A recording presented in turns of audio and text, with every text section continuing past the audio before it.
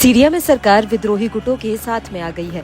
विद्रोही लड़ाकों की राजधानी दमिश्क तक पहुंचने के बाद राष्ट्रपति बशर अल असद देश छोड़कर चले गए हैं। असद के शनिवार को दमिश्क से एक विमान में सवार होकर निकलने का दावा किया जा रहा है। असद कहां गए हैं, इसकी कोई जानकारी नहीं मिल सकी है। असद को लेकर एक दावा ये भी है कि जिस विमान से वह दमिश्क से उड़े वह क्रैश हो गया है या फिर उसे टारगेट बनाकर मार गिराया गया है। सोशल मीडिया पर विमान को लेकर कई तरह के दावे हैं कि आखिर असद के प्लेन के साथ क्या हुआ है। द वॉर जोन की रिपोर्ट के मुताबिक सीरिया में पिछले 12 दिनों से चल रहे विद्रोह ने शनिवार को निर्णायक मोड़ ले लिया, जब विद्रोही लड़ाके राजधानी दमिश्क तक पहुंच गए। इसके बाद पहले राष्ट्रपति असद के गायब होने और फिर एक विमान से देश छोड़कर चले जाने की बात सामने आई। कई मीडिया रिपोर्ट में ये दावा किया गया कि असद सीरियाई एयरफोर्स के जिस IL-76 विमान में सवार होकर निकले थे वह सुरक्षित कहीं नहीं पहुंच सका। वो या तो दुर्घटनाग्रस्त हुआ है या उसे साजिशतन मार गिराया गया।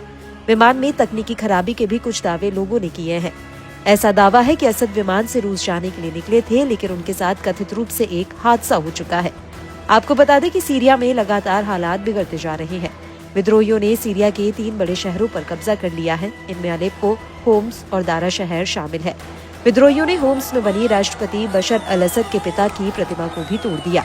सीरिया की सेना शहरों, कस्बों और गांवों में लोगों को सुरक्षा देने में नाकाम रही है। इस बीच सीरिया के प्रधानमंत्री मोहम्मद गाजी जलाली ने कहा कि वह शासन शांतिपूर्ण तरीके से विपक्ष को सौंपने को तैयार है।